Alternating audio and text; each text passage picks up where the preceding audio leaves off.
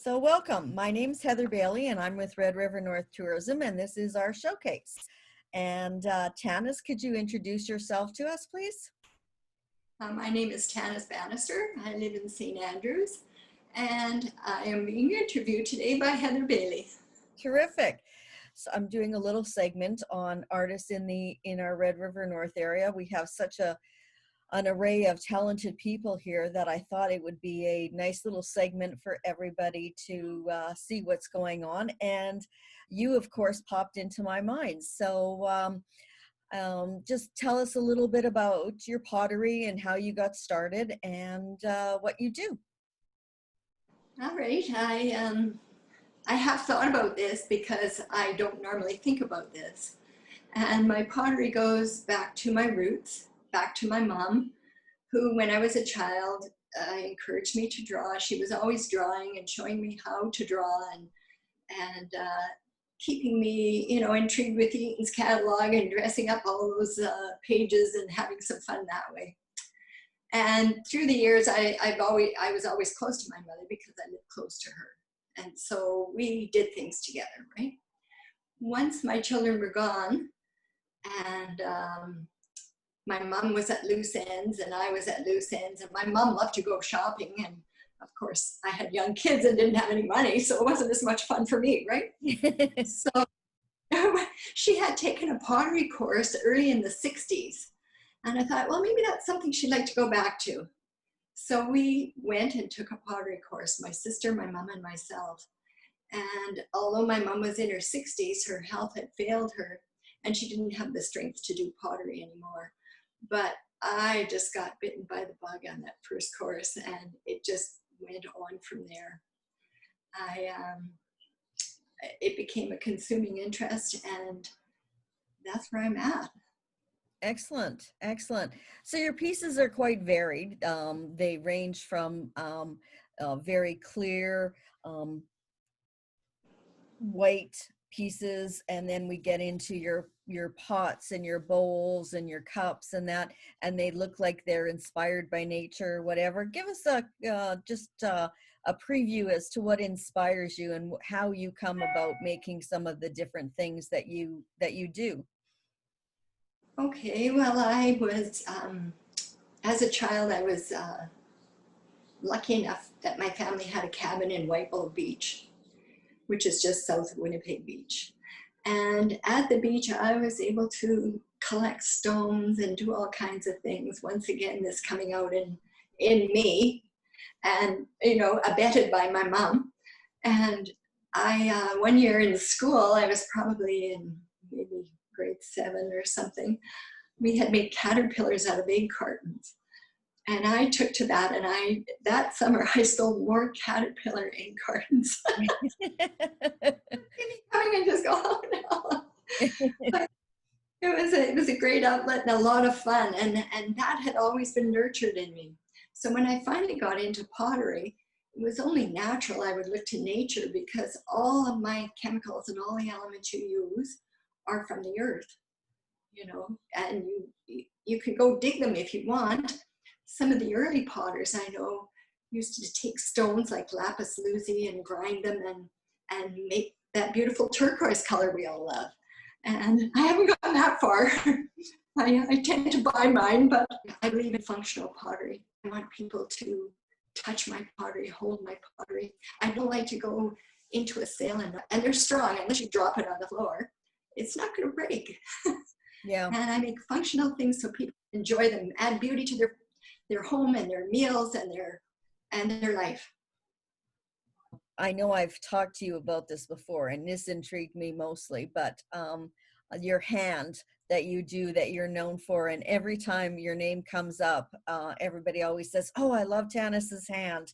So maybe share with our audience the story about the hand. Okay, the hands. My mother got into ceramics, and my dad was intrigued by it as well. And my mom would find pieces of ceramic that she loved, and my dad would make a mold out of it. So they were not original pieces, but my mom would be able to pour these pieces out of liquid slip, liquid clay, and my dad was only too happy to do this for her. The hand, I had injured my shoulder. I had a frozen shoulder, probably due to potting or golfing or one of my other passions.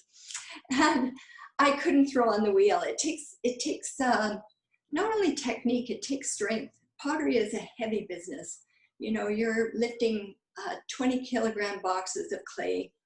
You're hauling big bags of chemicals to make your glazes.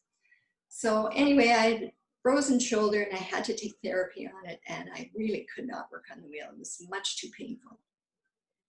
So I decided to buy some liquid slip. I had inherited some of my mom's molds, and the first piece I did was this hand. And the hand is sort of a modern mid-century style look. And I poured the hand, and of course I made one for all my nieces because it was their grandma's hand, right? And then I thought, well, I think I'll put them out as a limited edition. So I put them out as just in 2 base colors. And that was the way I worked through an injury and kept my pottery going. Excellent. Excellent. Around the same time, I also got into making porcelain jewelry pieces, porcelain abstract jewelry pieces. I did make some hearts and things like that, but basically just abstract, wonderful pieces. I learned to wrap them, and I've been selling those as well. Okay, excellent. Yes, I saw your jewelry. It was gorgeous as well. Anything else that you want to bring to our attention? Well, I make, like as I said before, I make anything that's round. So bowls, cups, mugs, covered bowls, jugs. Right now, I've had a lot of requests for noodle bowls and rice bowls, so I'm developing a line of those.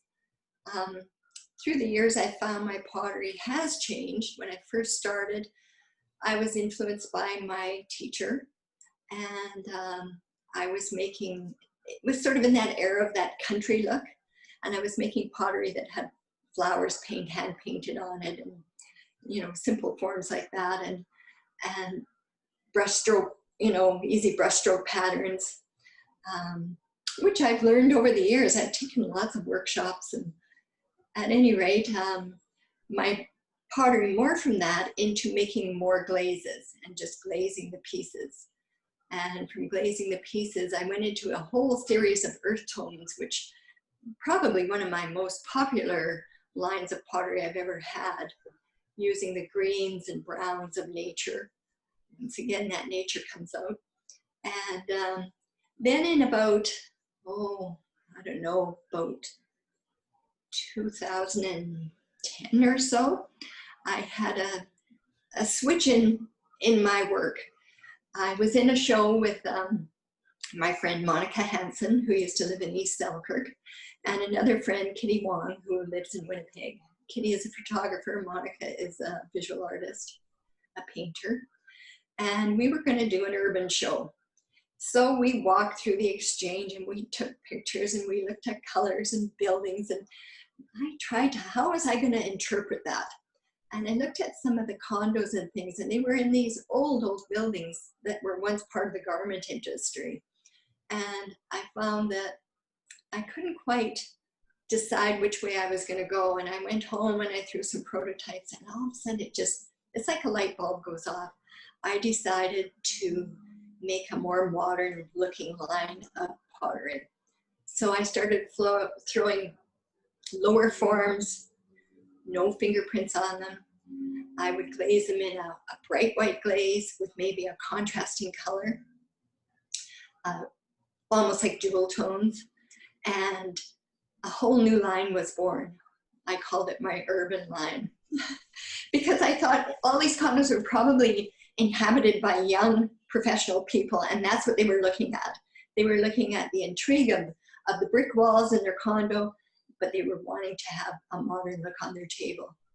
So that has morphed into these beautiful colors that I have now that I really love, and have been very popular, and I've had several shows promoting them. Excellent, excellent. So where do we find your pottery? Where would person go to look at your items you may have for sale right now? Well, I have a display at the Wayne Arthur Gallery on Provencher. I have a display right now at the Creatory Gallery in their auxiliary gallery, and I've had many shows there. It's a fabulous gallery. And of course, my home gallery is the Gwen Fox Gallery in Selkirk at the Selkirk Art Center. And I have the people who run the gallery and who live in Selkirk and visit there, and the tourists have just embraced me. I feel like I'm their potter. The gallery itself has purchased some of my mugs that they have in their kitchen, and now when I go there, I can actually try my own mugs with a nice cup of coffee. It's really quite wonderful, and I'm very, very happy and feel very gratified that they would do that for me. Excellent, excellent, great. And of course, right now there's no shows going on, but so I imagine your Facebook page. Do you have displays on your Facebook page, or are you not as active on there? Well, I have to be honest with you. When COVID hit, we were in Portugal in the Algarve, and just after we got home, there was the big lockdown. We didn't even truly realize what was happening in the world. And this COVID when I realized what was happening, I just thought, well, I think I better just rest on my hands, because it's very easy to throw pottery. I can make a lot of pottery in a very short period of time. And I thought, what am I going to do with this? How long is this going to last? What's going to happen with this? Like, it was the first time ever I really stalled on pottery. But then I took the spring and the summer off. And then in the fall, when we, finished our golfing season, I thought, well, I can't sit in my house all winter and wait for this to end and not throw pots. So I'm back at it. As I said, I've had requests for noodle bowls and many other items, and I'm working at doing that, maybe making things for people, maybe making things for my own family. I had previously thought I might retire, but now I don't see it too soon. It's just not going to happen. It's a consuming interest, and it's a wonderful interest. Good, good, excellent. Yes, and it's absolutely lovely. So people would just contact you, and if they were interested, you could have a discussion about what they were looking for and what they might like, and you would be open to them contacting you for items. Oh yes, I have a Facebook page. It's called Pottery by Tanis. Okay. And I have an Instagram page with the same name. And I haven't been active in posting because I've just, like I said, I've had a 6 or 7 month layoff, but I am making new items now, and I think there'll be some interest in them. And of course, I'll be back at the art center when we can be back there. It's a fabulous place. Excellent, excellent. So great. Yeah, I imagine right now everything is closed, so they couldn't see, but they could still get from your Facebook page and Instagram, get a really great idea of your style and all the things that you currently create. So Oh, very much so. Yes, yes. good, good. So what is your favorite piece that you enjoy the most making? Oh, a favorite? Yeah, Oh, I think I just love making them all. yeah, Pottery is a very complicated business. It isn't just throw a pot. You throw a pot, and then you have to trim a pot. You have to put a foot ring on it. You may add a handle to it, or you may add a sprig or some kind of addition on the outside of your pot. And then you have to fire your pot. And then you have to glaze your pot. And then you have to refire your pot. And then you have to sand the bottom of your pot so that it's nice and smooth and isn't going to mark any furniture. And then you have to market your pot.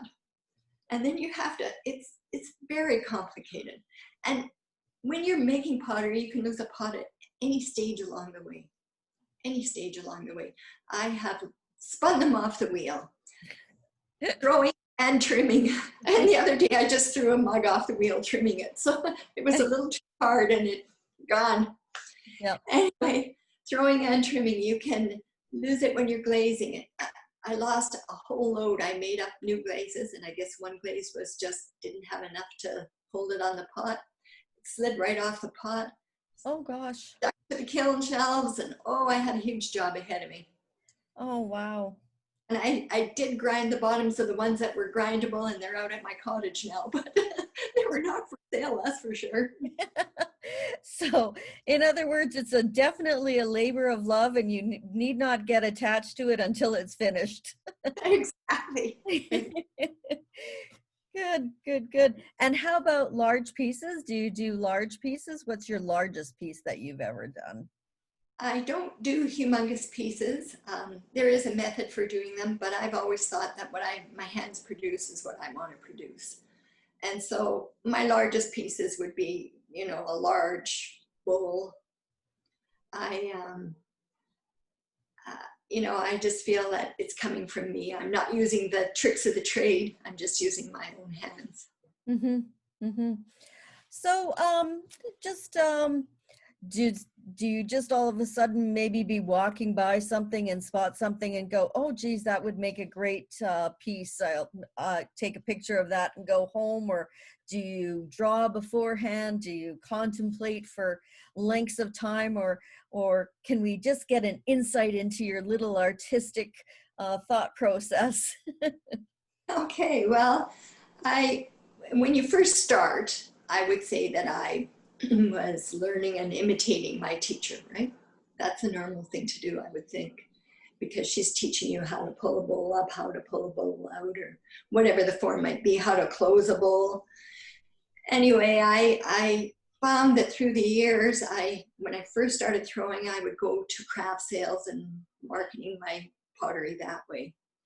But as I matured and my pottery matured, I started doing shows, which I found more to my liking.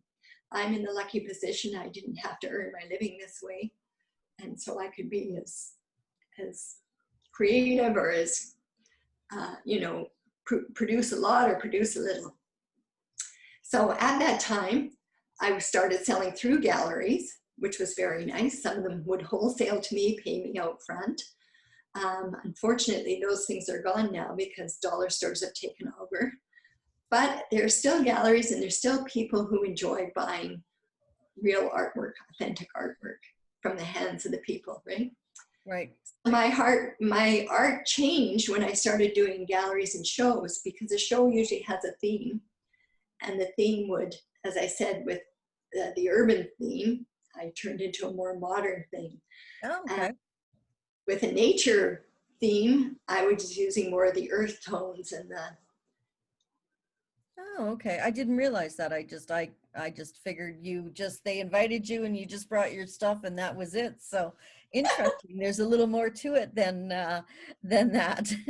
Yeah, artists usually get together and say, "Hey, we should have a show," and it goes from there. I've been in shows. Well, I've been in shows for years now. I've had friends much older than me in the shows with me, and friends much younger than me, including my young nephew who was just starting out in his art career. And it's a great way to have camaraderie, to mix with other artists. Maybe even though they're not in the same medium, it's still fun to be together and plan, and it's a wonderful way to market your material. Hmm.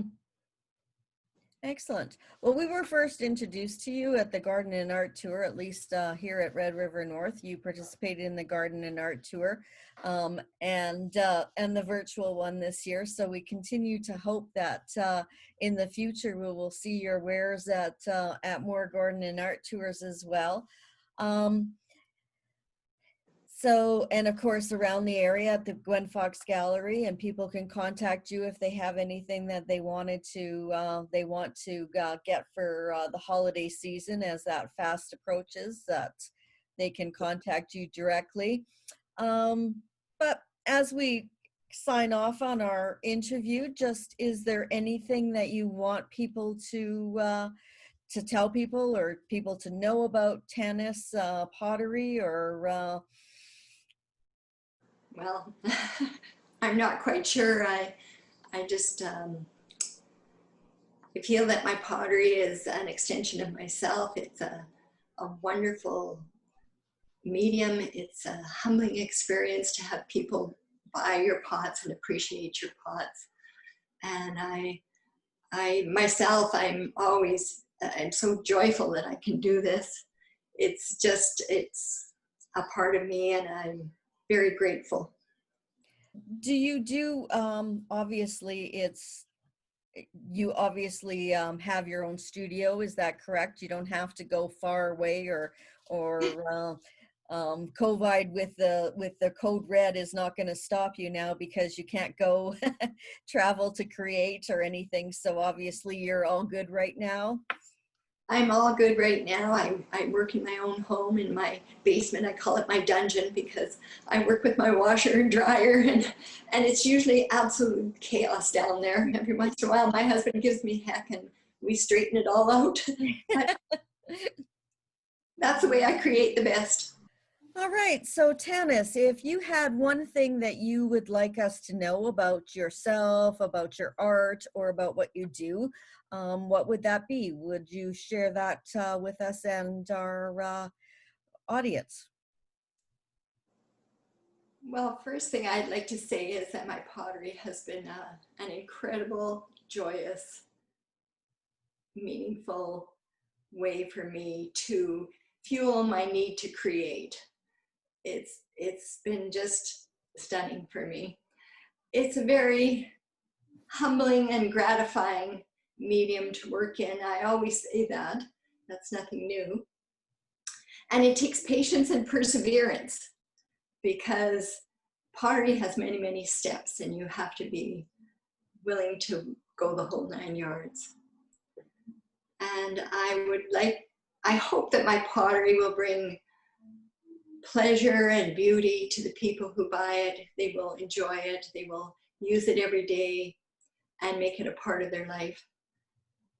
And I hope that I can keep working and growing and making pottery and enjoying every aspect of it. And if I can, I would like to say a thank you to my teachers and to my family, to my friends and the people who support me, to the galleries, the Wayne Arthur Gallery and the Creatory in Winnipeg, and the Gwen Fox Gallery at the Selkirk Art Center, to thank them for supporting me and my chosen aspirations. And I'm hoping that I can just keep going, and you will find joy in my pots. Thank you very much. Thank you, Heather.